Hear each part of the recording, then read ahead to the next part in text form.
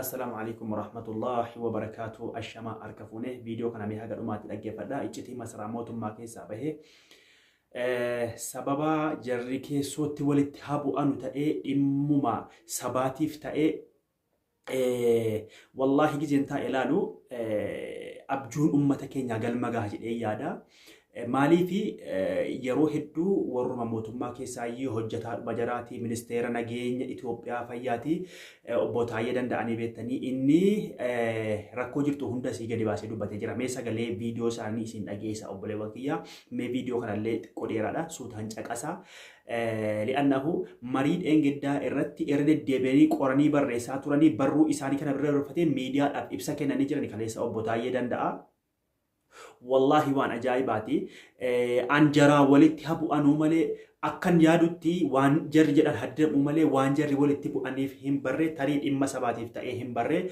دبينو رموكوني يو أفان كبان فنيان دبتي وفنيان كبان دكان دبتي هافان جرتو غرو جتشا كيسا توكو توكو سيني توكي كيتان غما فيديو تسين دبرسا وراني بلي سمما أورمو دران كيلومو لغا كيسا جرو otuma hin fidhenu waggaa shanan kan dadhabamnaan har'a dhufenu jalagee sulultaa jira fixuu waan hin danda'amne jedhani kunoo sagaleedha jira isa ittaanummoo konfidensii yookaan kutannoo fi sodaa dhabuu sabaaf hojjechuusaa du'aaf of kennuusaa kan hin bare ajajaa waraana bilisummaa Oromoo Jaalmarroon xiyyaara mootummaa yaabbatee yoona ajjeese jechuudha Daarussalaamiin dhaquunsaa kutannoo sana ajaa'ibee dinqanii jirani ministeerri nagaa bootaayee danda'a kunoo sagaleen isaanii illee ajira isa ittaanummoo gaafa mariidhaaf jedhamu mootummaan dhimma mariis hin qabu sabaafis miti mariifis miti garuu ajajoota waraana gurguddoo kana fuudhanii mariif geessanii jara kaan immoo fixuu fi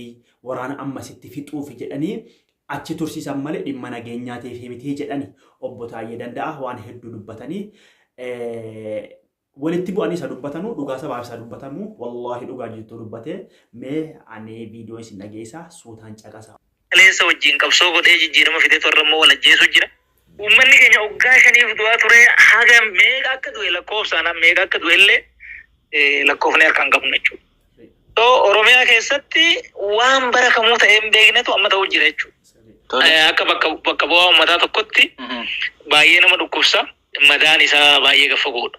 Mariin mootummaa Itoophiyaa fi waraana bilisummaa Oromoo gidduutti Tanzaaniyaatti marsaa jalqabaallee marsaa lammaffaallee tureera. Maaliif hin hirmaanne ministeera nagaan ilaallatu ture dhimmi kun?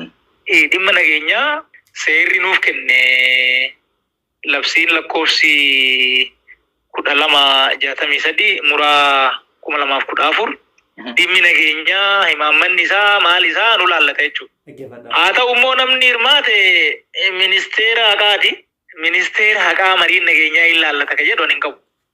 Maal jennaan yoo amma abbaan tokko waan irratti waliigale kana boru dide namni sila dubbii kana seeraan laalu ministeeruma haqaati. Ofii dhattee marii nagaa gootee teechee deebitee immoo boru akkamitti ija seeratiin abbaa balleessee himachuu dandeecha. Hirmaannaa kana silaa nutu dhaquu qaba. Ministeera nageenyaatti nuyi kan Piriitooriyaas hin dhanne kan Daree Salaamis hin dhanne quba hin qabnu hin dhageenye. Kana eenyutu godhaa maaliif akka godhu hin beeknu jechuudha. Kun sirriidhas jennee immoo naman. Mariin kun marsaa lama taa'amee marsaa lamaanuu bu'aa hagas mara waliigaltee irra gaamee hin jiru. Mariin kun akka waliigaltee irra hin geenyee fi maaltu sababa ta'e jettu isin rakkoon isaa maali jettanii ibsitu? Dubbiin kun bakka hin taane nun baasu karaa nagaa fixannuu jedhamee erga daandiin jalqabame booda akka wanni kun gufatu ka godhe mootummaa dheeree nama jechuudha. Mootummaan keessa jiru kan. Sababni isaa immoo sababa lama. Tokkoffaa mootummaan an keessa jiru kun ani mataan kee jaallan keenya kabiraa wajjin rakkoo keessa irraa teenyee mari'annee furmaata goona jedhee anuu namni wajjin jiru irra deddeebiin kadhannaan mariidhaaf banaa miti manni marii qajeeltoo irratti hundaa'e waan rakkoo hiiku ka dhugaa irratti hundaa'e waan akkanaa kana gochuun hin barbaadamu nama waliin dhahanii gogowwoomsaniituma darbuutu barbaadama. Tokko amala kana qabu mootummaan kiyya kun. Lammaffaa immoo namichi amma marroo waraana gaara jiru warra waboo hoogganu kuni qillee miseensa mootummaan to'atu keessatti bakka dubbiin kun haadhumu yoo mootummaan illee na dhaye haa du'u jedhee riiskii fudhatetti gaara keessaa bahee xayyaaraan Taanzaaniyaa deema. Kuni kutannoo agarsiisa natti. Haa ta'u garuu mariin Taanzaaniyaatti eegalame jedhamee garana olola toofamuu eegale jechuudha. Shanee balleessinee jirraa, absaa jirraa haa jedhu ololli ni eegale. Ololli eegaluu qofa odoo hin ta'in waraanni bakka jiru hunda waan dur hin jirretu kanaa deebi'ee waraana waggaa 5 hin dhumin yeroo marii san keessatti fixuudhaaf dhamaatiin godhame jechuudha. Kuni gama tokkoon kana yoo laalu ani mootummaan dubbichi akka mariidhaan dhumu waan barbaade natti hin fakkaatu. Walajjecha obboleeyyanii ka duraan ta'eefis ka ergasii as ta'aa jiruufis wanni natti akeeku numa bira rakkoon jiraa jedhee namana jechuudha. Akka qaama biyya bulchaa jirutti isin badii kana keessaa hagam qulqulluudha akka hooggansa olaanaa biyya kanaa taatanitti. Rakkoo ga'e kanaaf anillee irraa qulqulluudha. Homaa gaxurii keessatu ani keessa hin jiru jechuun danda'u. Haa ta'u immoo wal keessattis mari'annee paartii mormituu Oromoo wajjinis mari'annee sabaaf sablammii wajjinuu akkaataa biyya kana itti geggeessinu irratti jenni mul'ii mari'annee karaa yoo qabachuu baannee hin kufnaa qabsoon uummataa bilaasha ta'aa biyyiin badaa jaranaa mari'annuu jecha keessatti bara 2011 irraa qabee lallabaan ture. Kana namni miseensa koree giddu galeessaa ODP ta'e hunduu beeka. Rakkoon kun akka hiikkatuuf waan humni kee danda'ee bakka hin danda'etti gochaan ture jechuudha. Gaaffii kana kanan isin gaafadhee tarii haalota Oromiyaa keessatti deemu haala siyaasaa jiru irratti karaa miidiyaa hawaasummaa keessanii hin barreessitanii mootummuma yookaan paartiidhuma keessa jirtan kana hin qeeqxanii tarii obbo Taayyeen gaafatama seenaa jalaa obbaasuuf of bilisa baasuudhaaf barreessu namooti jedhan waan jiraniif isin gaafadhe. Of bilisa baasuuf wanni jedhu bishaan hin fuudhu. Ani kaleessa waggaa 10 hidhaa ture. Anamma bakka biyyi badetti bakka uummanni badetti bilisummaan kophaa hin qabaadhu eessa jira bilisa baasuuf hin jedhu. Kan biraa egaa mariin kun fashalaa'ee booda tarii mootummaan ibsa baasee ture keessumattuu mootummaan naannoo Oromiyaa waraana marii didee kanaa fi humnaan dadhabsiisnee dirqamsiisnee gara mariititti deebisnaa akka jedhu waraanaan rakkoo ibsa bahee ture. Tarii rakkoon kun ammallee mootummaan waraanaan furuudhaaf yaada waan qabu kan akeeku furmaatii dhufuu danda'a gama waraanaatiin. Gama waraanaan ittiin furmaanni hin jiru. Akki keessa deemnee itti dhufnellee furmaanni waraanaan hin dhufa ka jedhu han akeeku miti. Waraanni amma bakka kana ga'e kuni gaafa dura Qeellam Wallaggaa aanaa tokko moo lamarra ture. Gaafa dura.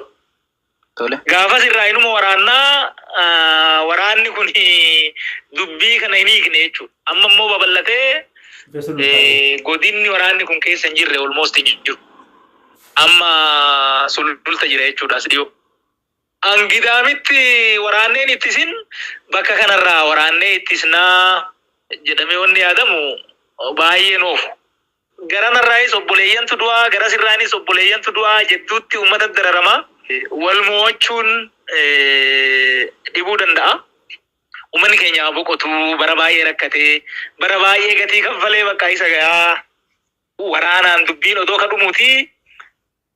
Silaa qaata dhumaan dhumne ammoo seenaan Itoophiyaatis kan agarsiisaa silaa waraanni naga buusee Itoophiyaa caalaa wal waraansa waliinii keessa ka ture biyyi kamuun jiru garuu immoo ammas nagaa hin qabnu.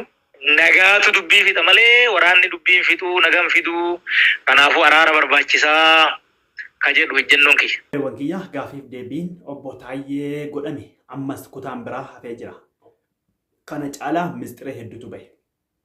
Obbo Taayyeen fedhan obbolee baasuu haa jedhanu fedhan jara mootummaatiin walitti bu'ee akkas haa godhu malee fedhu haa godhu fedhu sabaaf haa ta'u. Allahu a'lam waan keessa namaa beeku waan keessa namaa jiru rabbi beeka. Tokkoffaa ministeera nagaatu dhaquu qaba marii Taanzaaniyaa silaa nagaa biyyaa buusuuf ministeeruma nagaatu dhaquu qaba jedhamee amma kan biraati. Kun yaada biraa akka ta'e ani koo haasa'een ture gaafa dura. Viidiyoo kana yoo namni hubattan jiraate haasa'een ture naan taane jaalmarroon dhaquun jedheera garuu inni yoon du'e isnaan du'a yetumaaf kennee dhaqee rabbi nagaadhaan baasee iddoo isaatti deebi'ee jira. Kanaafuu bilisummattiin yookaan kaayyoon abjuun uummata Oromoo kan gootonni meeqa itti wareegaman kan namoonni meeqa itti du'e galma gahuunsaa waan hin hafne waraanni waggaa 5tti qeelloon wallaggaatti deebisuu dadhabe waggaa 5 kana guutuu achitti deebisuu achitti fixuu dadhabe waraana bilisummaa Oromoo isa amma dhufee nu jala ga'ee sulultaa ga'e immoo maaltu deebisuu danda'a waan hin yaadamne jecha obbo Taayyee Danda'aati. Obboleewwan kiyyaa kutaan ittaanu jira viidiyoon kutaa ittaanu waggaa maxxanfame yookaan gadi bahe amma xiinxalamaa jira waggaa gadi baafame akkuma jiru isiniif maxxansina. Kana fakkaataa kaayyoon nama dhugaaf deemu galma gaha nama biyya deequu